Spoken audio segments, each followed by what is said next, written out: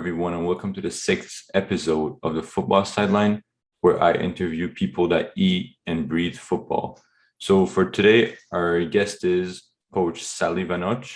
So give us a little bit of introduction about yourself. Hey there, thanks for having me. Name is Daniel Slonovich. Born here in Brampton, Ontario, Canada. I've been coaching for 4 years now. More education than I do coaching experience, tell you the truth, but it's got to build somewhere, right? But I'm a coach of U15s, a Croatia Norval Soccer Club, and I'm also the head coach of New Club Amateur Sportivo York Football Club that's based out of the York region. And coaching is my passion. Football is my passion. Unfortunately for me, I tore my ACL, MCL 2 times. First when I was 21. And then I just stopped playing after that. Second time was a workplace accident, and that was the finish of my knee. But here I am coaching, and got to stay in the game somehow, right? Yeah, that's really unfortunate to go out on an injury like that. But I mean, you tried your best to keep going, and then unfortunately, injuries happened, so you had to stop.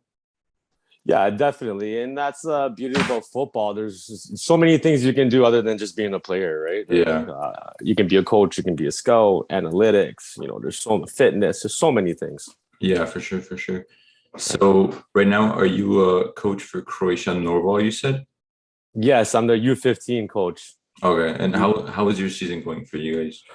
We're doing great. Our record is 5-1-1, sitting first place. We're second division at the Peel Halton Soccer Association. There's 2 pools, pool green, pool red. We're in pool red. Like I said, sitting first place. We won our last game yesterday, 2-1. We're on a 3-game winning streak. Our loss this year was a little bit of a slip up. I think that's a little bit of an issue here sometimes in Canadian football, especially with youth, is the commitment level. It's not necessarily the players, but most of the parents when going on vacations and taking the time away from the team, and then you're kind of left with nobody sometimes, right? Yeah. But something you just got to work around that, right? Yeah, for sure. I definitely understand that the culture is not quite here yet, but I can definitely see it building up over the few years. And congratulations to you and the players for having such a good winning streak. Thank you. So, do you have any tips for people that want to go into coaching in the future?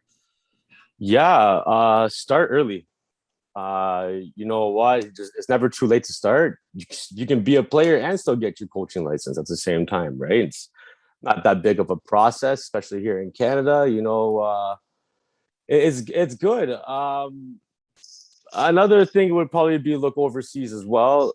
Even myself, I've been in contact with Northern Ireland, and I'm doing a German FA coaching license, but Ruby Sports is based out of Frankfurt, Germany, and USA. And I think that's probably the biggest advice would be start early, look overseas. Coaching is, and Canada needs coaches big time. Quality coaches and people that actually really want to do it. So sometimes being a younger in your 20s, like when I first started in my 20s, I think a lot of youth looks up to that. So a younger coach, yeah. Oh yeah, for sure. Most of the coaches I've had were definitely on the older side, but yeah, it would be nice to see a young coach once in a while. You do see it much more often now. Definitely, now that the sport's growing more and more, you definitely see a lot younger coaches. Yeah. So back to coaching. So you said you were getting your coaching license in Germany, I think, something like that. Yeah, there's Ruby Sports. Anyone can do it. It's online. If you search them up, they host a German FA coaching license, and it's pretty much the DFB, the Germans associations, the same structure and everything. It's with the state of Thuringia. It's just like if in Canada there's Ontario, there's different states in Germany as well. So this is a different association, the TFV. And if you take this course, the German FA coaching license, they select people to do the UEFA B in Germany. So that's my plan. And that's what I suggested earlier about going overseas. And if you really want to do big coaching in your life, you got to get that UEFA. You know what I mean? Then you're not restricted. you can kind of work anywhere in the world, right? It's recognized everywhere. Supposed Okay. to, if you're getting your country's license, you're kind of just Okay. Yeah. stuck for that, right? Yeah. So on coaching licenses, how does that exactly work? Like, for example, for you, are you going to Germany to do it, or is it more of an online thing? So right now the course is online. It's a virtual classes. You take tests. You send in videos of yourself doing drills and explaining it. And it gets sent to a German instructor, and then that German instructor will grade it, and then you will continue on the course. And after you complete it, yeah, you go to they may select you, they may not. But in my case, I'm hoping they do. But a nice trip to Germany would be pretty cool. Yeah. Yeah. I mean, good luck. Good luck on that. And Thank you. so is there like a ranking, like you said, UEFA B is pretty well looked at all around the world. Is there like a ranking of the licenses that you can get? Yeah, definitely. So there's a UEFA C, which is mostly like a youth level. The UEFA B is a semi-pro, technical semi-pro license, and then UEFA A, and then UEFA Pro. So those are the steps you have to take, right? Okay. But the UEFA C, depending in Europe, you can do a course that is similar to the UEFA C, like what I'm doing with the Ruby Sports and the German. That license is similar to the UEFA C, but it's not recognized by UEFA. So I would have to get my UEFA B in order to be recognized around the world, right? Supposed to just Germany, yeah. And can anyone take those UEFA like coaching tests or licenses? No, you have to go through a process. You got to be accepted. You need to have the license before that. Obviously, it costs a little bit of an arm and a leg as well. So definitely coaching is, you got to drop a little bit of moolah in order to get a little bit up there in the ranks. But it's worth it, and it's worth it, right? Yeah, I mean, football is your passion, so anything would be worth it. Of course. Yeah. So like even the top coaches, when we think of like Pep, Mourinho, so those guys have all of those licenses already. 100% UEFA Pro. Okay. Once you have your UEFA Pro license, you can coach any top club in the world. Okay. Some clubs may only recognize the UEFA A. Like supposedly, if you want to talk about the Premier League in England, the UEFA A would probably, you see the third division coaches have that, and then the Pro would be the second division, first division, and UEFA B would be really, really low as well, right? So, but yeah, I mean, all those coaches, they took their steps from the bottom to the top. Okay. So you said that you had to deal with a lot of injuries and one from the workplace, but you said you had to deal with the ACL tear, I think. Is that what you said? Yeah, complete ACL and MCL tear. Yeah, that's a really unfortunate injury to have. And you were pretty young still. I think you were 21. 21. I'm 33 now. I played a bit when I was younger. I didn't really play too much competitive. I was an all-around athlete. Before 15, I did track and field. I played basketball. I played American football, soccer, everything. And then when I hit 15 years old, I started to play men's league around Brampton, Mississauga, Toronto, playing 3 different leagues all the time from 15 to 21 years old. And I had big dreams of, one day I'm going to try out for a semi-pro club. And there goes my knee, indoor. Wow. I'll never forget it. Yeah, last game before playoffs, I'll never forget. Turf field, half my foot stepped on the turf, the other one, half my foot went on the player's foot, and then my knee just went. Yeah, that's really unfortunate. That was that. Apparently, the surgeon didn't do a very good job, so I was told, but it's okay. It is what it is. And then the second time it happened, I fell off a ladder at work. I'm also a construction worker. As you know, coaching doesn't fully pay the bills yet in Canada, but it will. It will. Hopefully. Yeah. Hopefully, yeah. That's so you got to keep dreaming. If you don't dream, then who is, right? Yeah. Right. So going back to the injury, how important do you think the mental side of things are in a sport like football? Oh, very important. Like it's just as important as the physical side of it and the technical side of it. Like, having that mental toughness will help you get through the hard times. Let it be injuries, let it be a losing streak, or if you're a striker and you're just not popping in those goals, or you're a defender and you're letting the strikers get past you, right?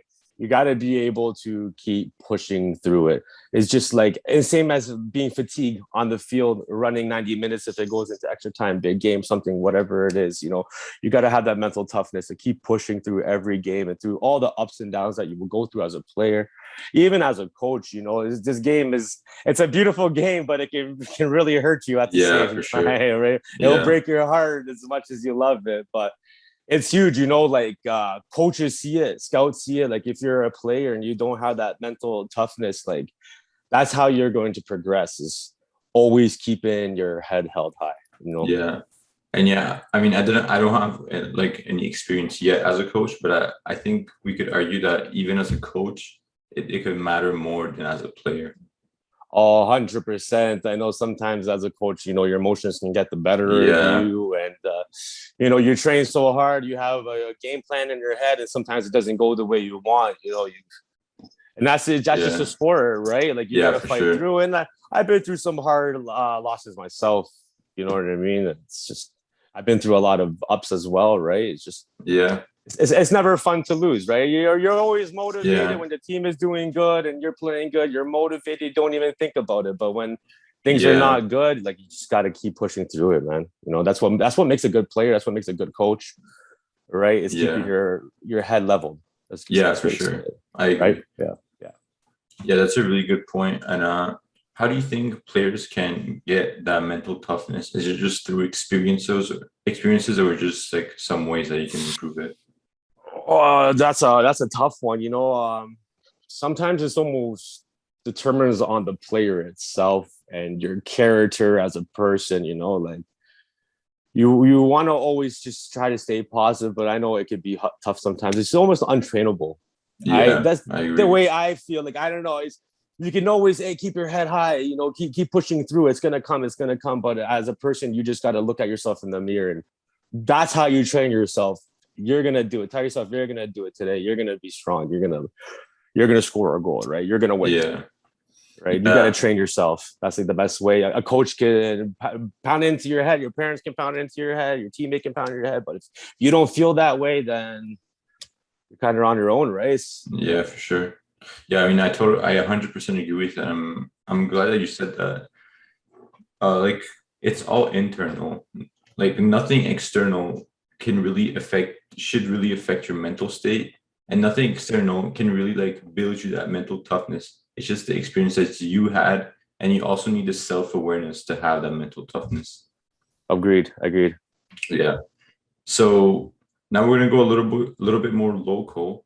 Do you have any tips for soccer players, football players in Ontario that want to make it pro? leave right now. No. Train. You got to train harder. You got to stand out. You got to prove to everybody why you should be the pro and why that guy shouldn't be the pro, but you should. I went through the same school as Atiba Hutchison, but I just missed that year because he ended up going to Sweden. But if you look at that and his ability to play and the way he stood out in such a different time where it was so hard to be scouted as a Canadian, but he stood out, right? He showed why he should be a pro. You know what I mean? You just gotta keep working hard. And Yeah. then one day it may happen. Like in Canada, you're more likely to become a semi-pro than a professional. Let's be real. Now with the CPL here, you may have a chance. There's a little bit more better systems happening with the League One Ontario created not long ago. Hopefully everything will start growing here, and a lot of players won't have to worry about looking overseas to become a pro. Yeah. Yeah. Yeah. I'm glad you mentioned League One and Two. I think, in my opinion, I think it's a great way to get the high level experience and potentially go on to like university or like a CPL or even MLS at that point. Yeah, I totally agree. Yeah. So going around that, how what do you think of the organization of like how they organize and structured everything in Canada for soccer? I'm just happy that they finally started to organize it, because I know growing up it was the best word to describe as a Yeah. mess. Let's be real. But it's good now. I think that there's people that actually start to care about it, and that's what happens. Like if you look in Europe, everywhere you turn, it's football this, football that. I'm of Croatian descent. My background is Croatian. I remember going to Split, and everywhere you go, it's how do you Split this, how do you Split that, and you go to Zagreb, Dinamo Zagreb this, Dinamo Zagreb that. Like it's a culture there. Yeah. All right, and what organizations need to do is just try to keep building culture within these organizations and in these clubs and try to promote it. And I think, maybe getting TV rights or even like free streaming rights would be great for these organizations, just to get people to watch it, just to get people interested, right? Like people love it. Yeah. People love football in this country. It's not in your face. Yeah. When you put it in your face, you're gonna oh, look at it. You see McDonald's all over. You want to get McDonald's, right? But if you see football, you turn on the channel, there's football. You turn on the channel, football. I'm gonna watch it, right? You're gonna watch it. Like some people just don't know about it yet. Yeah, that's how I feel. People don't know about it, right? Yeah. Totally. Honestly. So going back to the CPL, in my opinion, I think if we go far in this World Cup, I think the culture is really gonna pop, especially in like Ontario, Toronto. And how do you think the CPL compares to like the MLS? Oh, I think they're a little bit way off for a couple of years. They got quite a ways to go as well in the CPL. The quality is decent, you know what I mean? It's great to see Canadian players playing, honestly. I like to see the rosters full of Canadian players. I like to see them getting their chances. It's better for Canada. It's better for the youth. It gives you a reason to keep pushing. And as a young player, there's CPL now. Oh, there's League One Ontario. There's leagues like that where, push these young players. And it's good for these coaches too, to have that pro experience. Right, because being considered a pro coach, right, instead of being considered always a semi-pro or amateur, and that's like what we were known here in Canada, right? So to see these guys gain that pro status, I think it's awesome. Yeah. I mean, I totally agree. Yeah, I think it can also be a great stepping stone for like Canadian players to go on and achieve big things. 100%. 100%. Now we're not comparing to the MLS, but what do you think about? I'm not sure if you know like the USL and like the UPSL in the US. How would that compare to the CPL? Oh, I would say they're almost similar. I would say they're pretty much similar. The young athletes that play in it. Actually, I just played against FC Berlin, who play in USL 4th Division, based out of Kitchener. They play in Buffalo. And they're quality players, great players, youth. They're fit, young. The early 20s, college, university players, and pretty much just what you see in the CPL is just young 20s, 20-year-olds, right? So I would say CPL is just a little bit better because it has that more of a pro status. That's what I mean? But, I think at the end of the day, it's always that status of pro, semi-pro. Yeah, for sure. It's funny. We actually played the FC Berlin too, and they're actually a quality team. Oh, no way. Yeah. So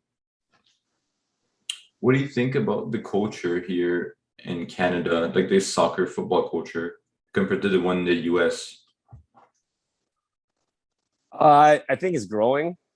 I think the US is finally, they've done it right. You see how much the stadiums are packed with fans, the banners, smoke, they're having a good time. It wasn't before when it first started off. You turn on the MLS, there's barely anyone to see. Now you turn it on. It's crazy. And it's good to see it, right? Now we'll eventually get there too as Canadians, right? Like it's a process, man. Rome wasn't built in a day, and nothing was. I work construction, believe me, nothing. I work construction, nothing's on time. Nothing's ever on time. So it's gonna happen, man. And it's exciting. It's exciting for Canadian football, and MLS they have a big culture now. We just gotta kind of take what they're doing and what the Europeans have been doing all this time and just start building it here, right? It's just building that interest, right? Yeah, you agree. I mean, you need a lot of patience, especially for things like this. And it's going to take a couple of years. When you really think about it, as much as we wanted to see it blow up right away, it's going to take a couple of years. For sure, yeah. Yeah. So do you think they should have like a relegation league where maybe like the players go into League One or something like that? 100%. And I think that will happen once they can build a couple more clubs in the first division. I think there's what, 7 or 8 in the CPL right now. So Yeah. that's definitely not enough for relegation battle. You can do it with 10 clubs. The one bottom club would get Yeah, for sure. relegated. They do that a lot in Europe, but I would love to see that. It's build competition, man. Yeah, for sure, for It builds sure. competition. It keeps you fighting, right? Like you want to fight to win that championship.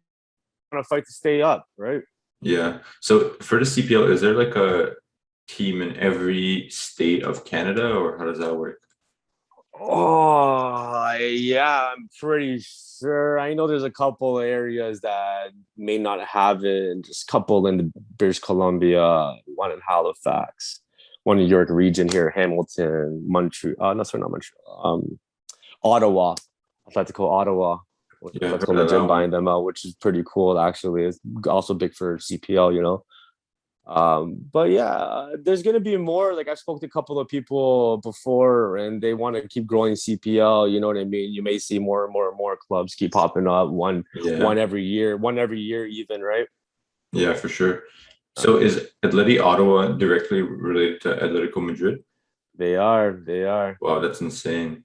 Yeah, it's good. It's great for the CPL. Yeah. To kind of have that status of Atletico Yeah, for sure. Madrid owning the club, and they share the same colors, the same name. Yeah. It's cool. It'd be actually pretty interesting to see more clubs do that, really. Kind of use, even though it's to them, it's kind of like a feeder league and all that, but it's Yeah, great for yeah, us. Hey, yeah, we'll take whatever we can get, for sure. whatever helps build this country. Yeah. So do you think we talked about this a little bit? Do you think CPL currently has a good soccer culture of like fans and the players? Yeah, I would say, I'll be totally honest with you. I haven't been keeping up too much with the CPL this year. I've been really busy with my own stuff, but from what I see, yeah, there's a lot of clubs of fans love it. They're there all the time. Yeah. Some clubs bigger than the other, right? Some like I know Halifax are sold out all the time. Built their stadium, looks beautiful. The people come out to it, like they're doing it right. They Yeah. want their community to come out, and if it's Saturday night football, that's what they're watching. That's what they're doing. They're going to the game. They're going to the bars, and they're making it Yeah, part of for sure. culture. Yeah. It'll be exciting to see when that eventually starts happening here. Yeah, that would be very nice. Um, Yeah. so you said you don't play anymore, unfortunately, because of injuries in life, but you still found a way to be connected to soccer/football. Do you have advice for players that are past their playing age too and still want to have the passion for the game?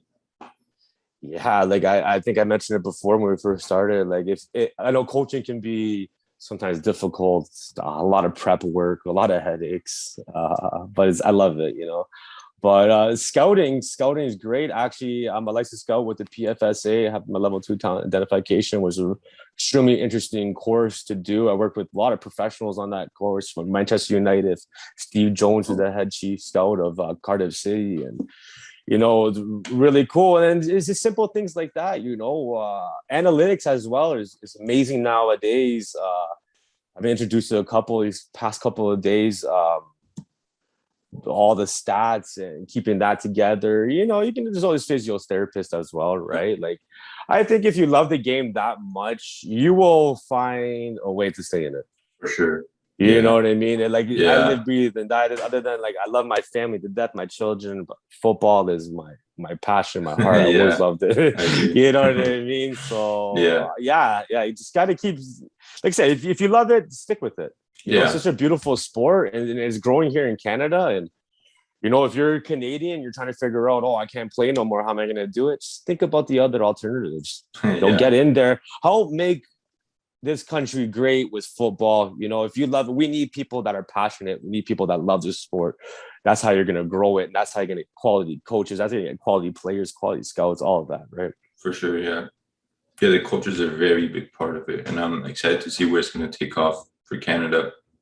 Yeah, definitely. Yeah, coaching is a huge part of Yeah, any player's development, right? So you talked a little bit about scouting right now. Do scouts also have to get like a license just similar to coaching? Oh, most definitely, man. Pretty much everything needs a license from being a goalkeeper coach to being a technical director to being a scout. You know, and I think maybe the only thing you don't need a license for is being an analytics guy, but then you got to be pretty intelligent with Yeah. stats and all that, right? But yeah, same thing. You know, everyone has to do a course. The course I did was PFSA. It was a 5-day course, about 2 assignments or 3 assignments, and it was a major assignment. So this was going back last year. You know, COVID was happening, and I was trying to keep myself in the game. You know, I was trying to build up my resume, and I, got in touch with the PFSA, and there's another course I recommend to people to do if it's actually really interesting and it's fun to work with these professionals from overseas and all people all around the world taking it as well. Yeah. Yeah, it's really cool, man. Yeah, that's a great insight on scouts. So the process to become a scout is like the same. You just have to get your licenses and work your way up. Pretty much. The process of being a scout is way less work than being a coach. Like I said, I took my level 2 talent identification. Is recognized by second division England and down. Some clubs in the Premier League recognize it. Some clubs around the world recognize it. It depends who recognizes it. Depends with the club. If this is what I got, and if they accept it or not, right? Yeah. Okay. Okay. I know there's tons of scouting courses you can do online. Every that's the beautiful world about technology, man. You can do everything online. Yeah. And, I did a lot of searching. That's how I found out about the PFSA. That's how I found out about Rarubi Sports, and even I took a Barcelona course with Barcelona University's Coach Academy course, 3 months, and anyone can do it. Anyone can do it. Yeah, you gotta pass it to get your certifications. You gotta apply yourself. You know what I mean? It's just like going back to school. Yeah. Pretty much exactly what. But Yeah, for but I something was that about you're to say, yeah, it for reminds something me you're of a test. interested in, Yeah. I wasn't really the most favorite of school, but this year I aced Yeah. everything. I don't know how I do it, Yeah. but yeah, keep yourself educated, man. Yeah, Just for tons of sure. things out there. Even just going online and reading articles and YouTube videos. For sure. Expand your Yeah, knowledge, right? I agree. Yeah, I mean, I definitely wish there was like a soccer course for school. I think I'd do pretty well in that. No doubt, man. I think a lot of people Yeah. would do that, man. Yeah. You give somebody something they love, you'd be surprised what they can Yeah, do for with it, sure. man. Yeah. So listen, thanks for being on the podcast. I really appreciate it. It was definitely a hustle to get on the podcast and set up everything between our two schedules conflicting. Hey, man, I'm glad to be here. Yeah, same. Yeah, so thanks for being here, and that's it. I don't think I have anything else to ask you. We pretty much covered everything I wanted to cover. All right. Where can they contact you? You can find me on Instagram at Coach Shalinovic, SALINOVIC. You can contact me on my email, coachshalinovic@outlook.com. That's the only platform I'm on. So Okay. contact me on that if you can. If not, send me an email anytime. I do coach youth and I do coach men's senior, and we're always looking for players. Okay. So yeah, Awesome. thanks for tuning in, everyone, and have a great day.